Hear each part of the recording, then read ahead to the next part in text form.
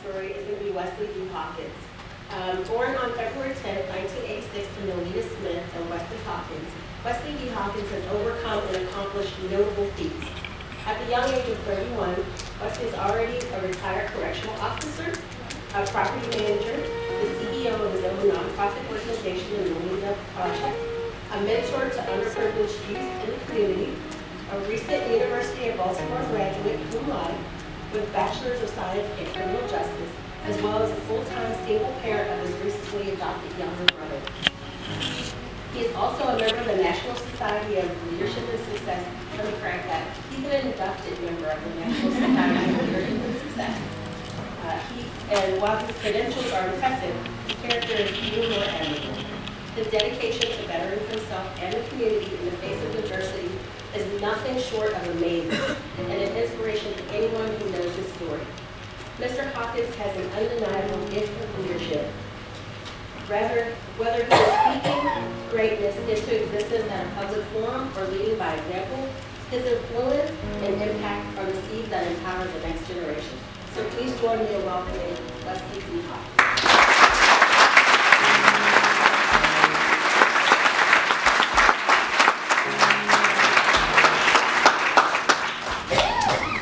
Congratulations for everybody who's been inducted today. This will be a celebration for you all, the hard work and dedication that you put in to get to the next level. You should continue to keep pushing. So I want to start by letting y'all know I have a slogan that I say to myself every day that I wake up. And I ask myself, I say, who wants to be successful? And every day I look in the mirror and I say, I do. Then I look back in the mirror and I say, who wants to be great? And I look at myself and I say, I do. And I say, who want to put the hard work in? And I look in that mirror and I look at myself and I say, I am. So I live by that every day. Because where I come from, I don't see too many success stories. I'm going to give y'all a little bit. My mother had 10 children. 10 children. I'm the oldest one. Out of 10 children, I'm the only one with a college education. Out of 10 children, I'm the only one that had a current working job. My mother was drug addicted from the day that I was born until the day she passed away. That changed my mind. I grew up in a house where we had no running water. I grew up in a house where rats were the size of cats. I grew up in a house where we had holes in the floor. And this is in Baltimore, the urban neighborhoods of Baltimore that people don't come to and see. That's where I'm from. I come from a place where the schools are so poor and the books are so used and outdated, but the people don't come and see that. I come from an environment where everybody is struggling. Everybody is doing bad. People are working, not getting jobs. We're struggling for jobs. We're struggling for food. We're struggling for good housing. So every day when I looked in my mirror, I said, I want to make it out of this. So at the age of 13, my mother lost all her kids to the foster care system. I'm the only one out of my mother that had a different father. The other children had the same dad, so they went with their dad. I went into the foster care system. I was passed around from house to house for a while until I found family members that did love me and take care of me. When I got there, it was a culture shock because I went from the inner city of Baltimore to the county where I was 4 grade levels behind. 4. So I was extremely bad. I was angry at the world. I'm the same age as all of these kids, and I can't read, write, and count. So I'm in a classroom where people can read, people can write, people can count, but y'all just throw me in here. I know nothing. So of course I'm going to have an attitude. Of course I'm going to be rude. But people didn't understand that. And you know what changed me? My aunt, which I call my mom, she always invested in me and said, Wesley, you're going to be great. Just keep trying. Just keep pushing. Never give up. And you know what? I love her daily because she helped me get to the next level. Because I was always struggling in my life. And what people don't understand, when you put a person in some of the worst conditions, and that's how they grow up, how do you expect those people to be upstanding citizens if they live in the worst conditions that other people don't live and grow up in? How do you expect me to change? How do you expect me to be successful? How do you expect me to be great when I'm growing up in an environment that is nothing but hardship and struggle? I want somebody to answer that, but they don't. So I changed my life.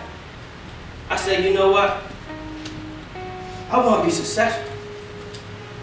I want to be great. I want to make it out of this. I started pushing myself. I started at Baltimore City Community College. When I started there, I struggled because I couldn't write. I didn't know how to write correct sentences and use the right wording and punctuation, so I struggled. My grades were awful. I had a dear, loving cousin of mine named Christy Williams that said, Wes, I got you. No matter how hard this is, I got you. She went to a better school and she helped me. She taught me how to write better. She taught me where to put the punctuation marks at. She taught me how to create proper sentences. So, after I went to Baltimore City Community College, I said I want to get a good job, so I started working in corrections. I became a correctional officer at a young age. But when I got into the corrections, I realized, I don't want to do this. Y'all know why I didn't want to do that? Because our prison system, our law system, our system period is strictly about punishment. It's nobody getting the proper help. If you lock a young boy up at the age of 15, and he's in prison for 5, 10, or 7 years, and you don't teach him, or help him, or give anything to learn, when you release him back out to the community, what do you expect him to be? He's going to be harder. He's going to have an attitude. He's not going to do anything productive in the environment. So how is he going to feed himself? How is he going to feed his family? You know what he's going to do? Turn back to the trouble that he was in before. Because the system is just a punishment. It's not about rehabilitating people. And I said, you know what? Nah. I gotta put myself in a better position. Because if I come from that and I see what's going on, if I put myself in a better position, I can help others come up. Because in my opinion, the people that be in leadership, a lot of them come from the struggles. So if you don't come from that struggle that I come from, how can you help me or my people? It don't matter about the race. It's about the struggle. It's about people who can't eat. It's about people who don't have jobs. It's about people who are losing their homes. But nobody want to talk about that, right? How can you help somebody if you don't know what they've been through?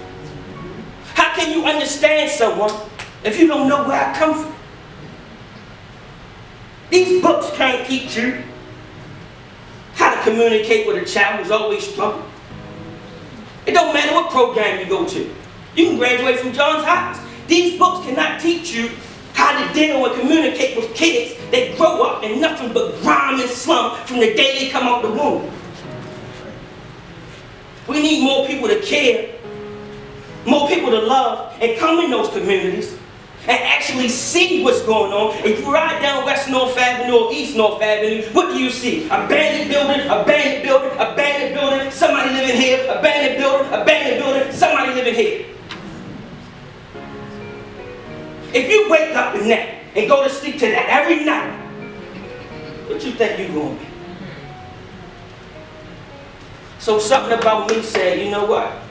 It's not what I want for myself, or when I bring my child, when I have one into this world. So everything about me,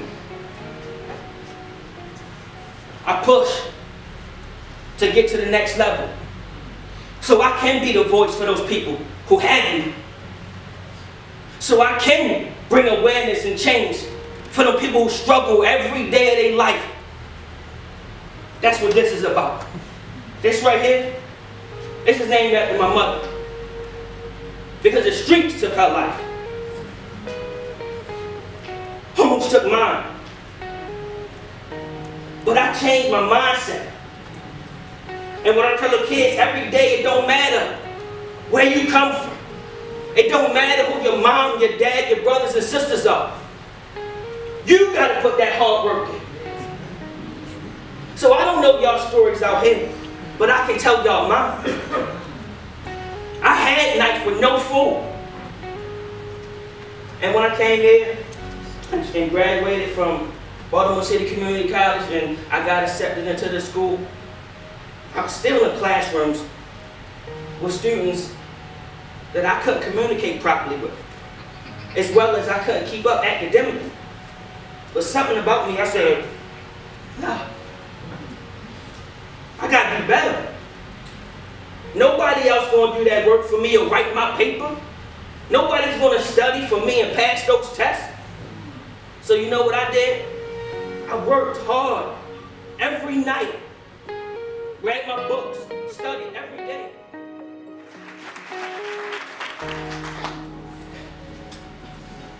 Every day I go to my community and I talk to these kids. Every day. Because Baltimore is struggling. In 2015, we had 344 homicides. In 2016, we had 318.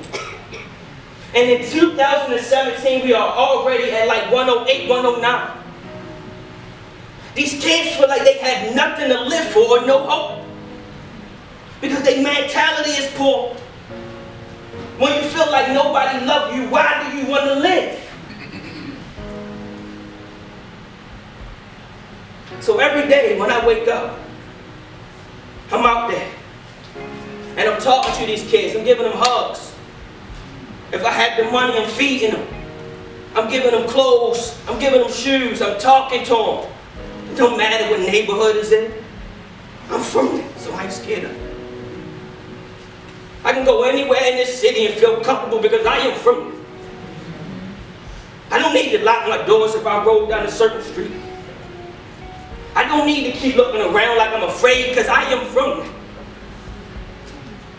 And every day, until God calls me, I'll be in my neighborhoods, different neighborhoods around Baltimore, letting these kids know, you can be great.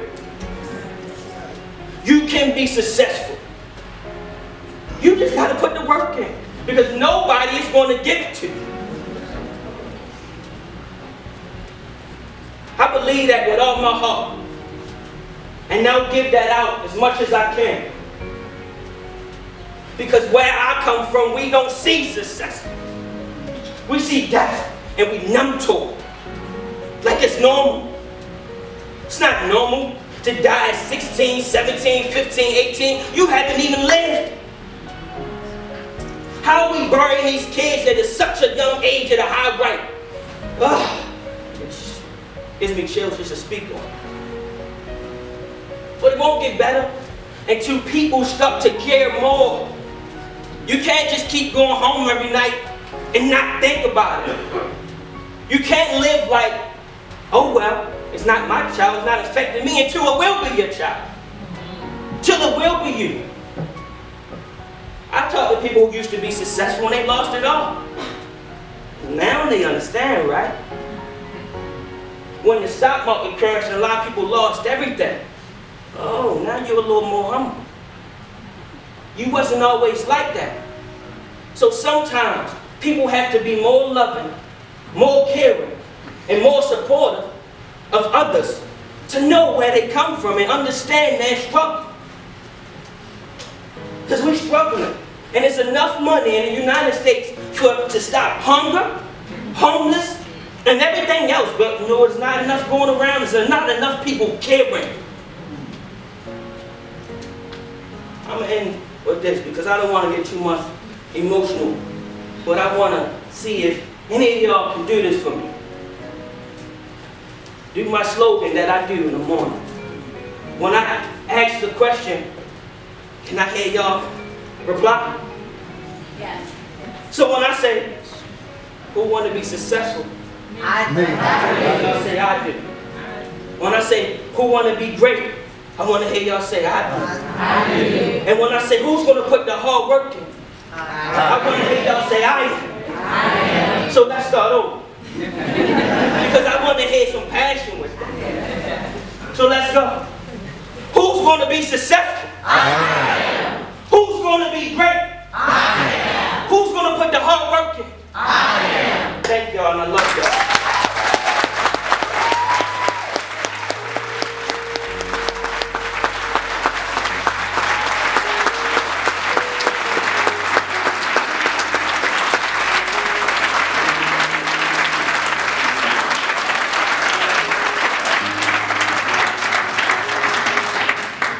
I only have two things to say about Mr. Hawkins' speech. The first one is I'm impacted. The second one is I'm glad I brought